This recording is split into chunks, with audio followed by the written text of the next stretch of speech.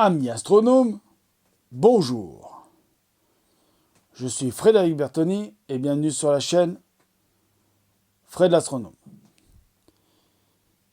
Je vous ai présenté plusieurs vidéos, notamment des vidéos sur mes bouquins, enfin, pas tous mes bouquins parce qu'ils sont pas, je les ai pas tous présentés parce que sinon, déjà que les vidéos sont très longues, très longues. Enfin, elles sont très longues. Enfin, vous verrez quand je les mettrai en ligne, quand vous pourrez les avoir en ligne. Donc la vidéo que je vais vous présenter maintenant, je vais faire une vidéo un peu technologique, même si... Enfin bon, voilà. Je vais vous présenter donc ce petit engin là, qui est une tablette iPad R2. Alors je sais, c'est pas l'iPad Pro dernière génération de 12 pouces ou de 9 pouces, mais c'est la petite tablette iPad R2, hein. C'est en doré, 128 Go de disque dur, enfin disque dur de mémoire, mais bon, il y a déjà plus les 128 Go, j'en ai bouffé pas mal. Donc voilà, je vous avais présenté aussi que j'avais des magazines numériques et des bouquins numériques. Voilà. Donc cette vidéo, elle va être plus axée sur les logiciels. Je vais la faire taire parce que sinon ça va faire comme le coup du téléphone dans une des vidéos précédentes. Ça va arrêter de sonner. Donc voilà, je vais vous présenter un petit peu pourquoi je m'en sers aussi. Je m'en sers déjà pas pour piloter le télescope, parce que le télescope il se pilote pas encore. Enfin, celui que j'ai, il se pilote pas avec avec la tablette, mais bientôt peut-être que j'en aurai un enfin, d'ici la fin de l'année ou l'année prochaine, j'aurai un télescope Célestron qui se pilotera avec la tablette. Et avec le logiciel qui s'appelle Sky Portal. Voilà. Célestron Sky Portal. Alors, je vais recommencer d'appuyer sur le truc. Ah bah zut. Voilà, c'est un logiciel. Voilà, vous pouvez. Alors attendez, je vais essayer d'y mettre droit, d'y présenter comme il faut. Voilà, c'est un logiciel avec lequel vous pouvez piloter un télescope Célestron. Le modèle, je ne vais pas vous le dire parce que j'ai pas le modèle sous les yeux. Hein. Donc voilà, et ça sert aussi de planétarium, le logiciel. Hein. Voilà. Vous pouvez vous promener, zoomer sur des étoiles, zoomer sur des trucs, enfin voilà, constellations, planètes, voilà. Donc par exemple, le Soleil qui se trouve ici. Je vais essayer de zoomer. Alors c'est en anglais, hein. Je le dis tout de suite parce que si vous voyez marqué Sun, c'est parce que c'est Sun. Hein. Voilà, c'est écrit Sun. Voilà. Ça c'est le Soleil. Et si vous voyez que c'est écrit Sun, c'est normal, c'est parce que c'est en anglais. Ah, parce que Célestron, c'est en anglais. Donc voilà, premier petit logiciel. Alors je ne vais pas rester longtemps sur tous les logiciels. Hein. Et je ne vais pas tous vous les présenter parce qu'il y en a qui sont plus ou moins intéressants. Je vais vous présenter celui-là. Alors celui-là, il s'appelle La Nuit des Étoiles. Et c'est en rapport avec le journal Ciel et Espace et surtout l'AFA. Alors l'AFA, c'est l'Association française d'astronomie, dont j'en suis membre. Voilà. Et c'est aussi pareil, un petit logiciel, vous le mettez votre tablette comme ça par rapport au ciel et ça vous dit où se trouve telle étoile, telle planète, telle constellation, tout ça. Après, j'en ai un autre que je me sers pas mal pour préparer mes observations d'astronomie. Je me sers aussi de mon ordinateur, du Mac, hein, mais je me sers pas mal de celui-là je me sers pas mal de la tablette quand je suis en déplacement. Parce que l'ordinateur n'a pas une grosse autonomie. Voilà, je vous le dis, un Mac comme le mien, ça a à peine 4 heures d'autonomie. Quand vous partez sur le terrain et que vous allez faire entre 6-7 heures d'observation, et vous allez taper souvent sur la tablette, enfin vous allez taper souvent sur les logiciels de recherche, machin et tout, dire tiens, où se trouve telle ou telle planète, où se trouve telle ou telle constellation, où se trouve telle ou telle nébuleuse, et il vous faut quand même quelque chose qui tient la route en batterie. Et pour le moment, dans les moyens que j'ai actuellement, l'iPad R2 qui tient vraiment 10 heures. 10 heures. Alors, il ne faut pas mettre la luminosité à fond, hein, je vous le dis tout de suite. Et c'est vrai que dès qu'on utilise certains logiciels qui sont très gourmands, là, les 10 heures, vous ne les tenez pas. Donc, c'est Redshift Pro que j'utilise. Voilà, je présente comme ça, Redshift Pro. Hein. Alors, il y en a beaucoup qui me disent, oui, mais Redshift Pro est-il pas fait pour, justement, l'iPad Pro? Eh bien, si. Mais il fonctionne très bien sur l'iPad R2, je vous le dis. Il fonctionne très bien.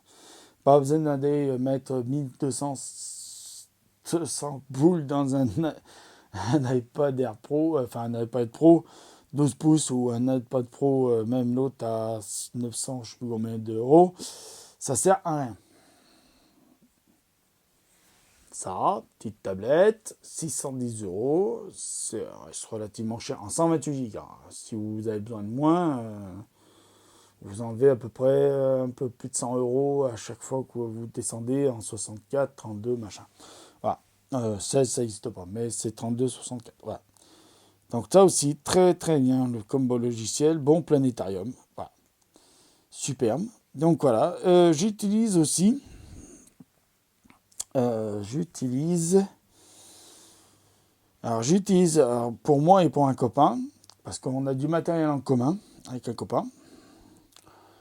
C'est ISS Live. Alors non, c'est pas ISS Live, non, c'est ISS, c'est autre chose. C'est ISS Sporter.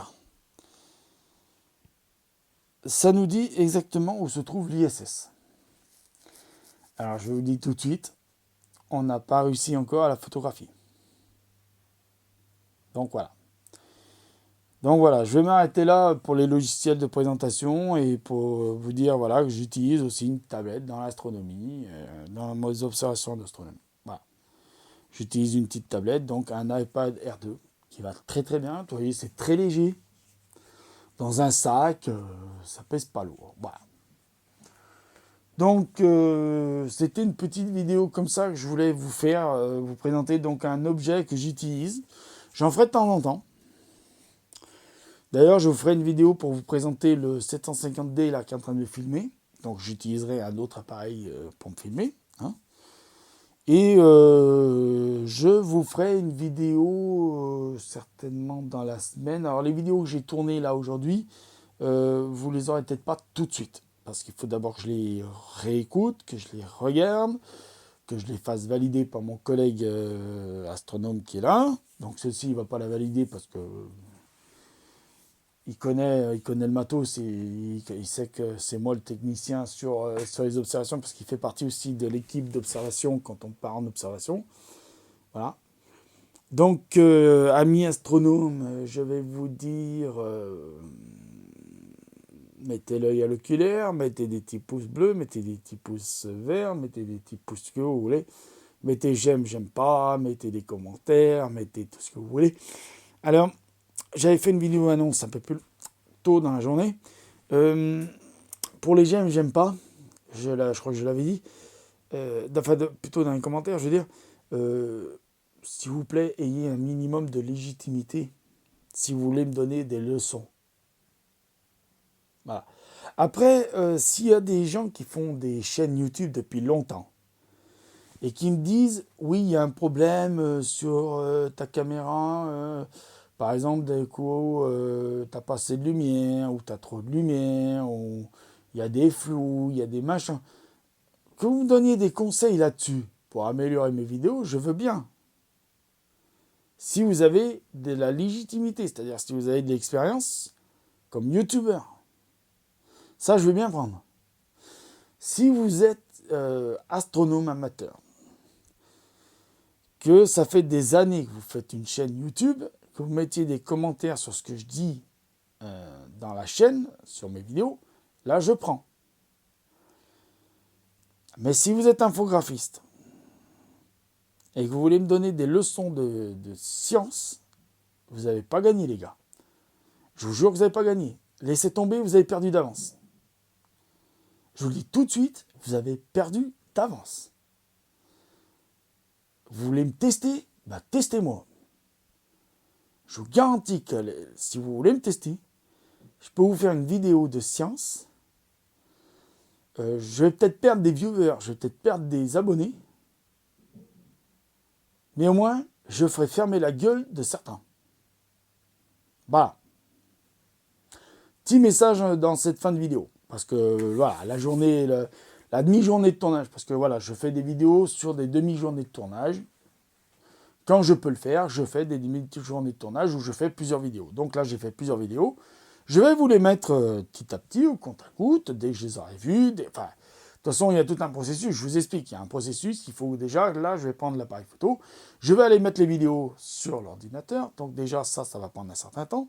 Après, il va falloir que je les regarde une par une, les écouter au casque et tout, pour bien voir tout ce que je dis, si j'entends bien tout ce que je dis moi-même. Donc, ça me donnera la qualité du son qu'il va y avoir sur la chaîne YouTube. Et il va falloir aussi que je fasse après le montage, c'est-à-dire titrer, mettre les informations que je dois mettre et tout le bassin.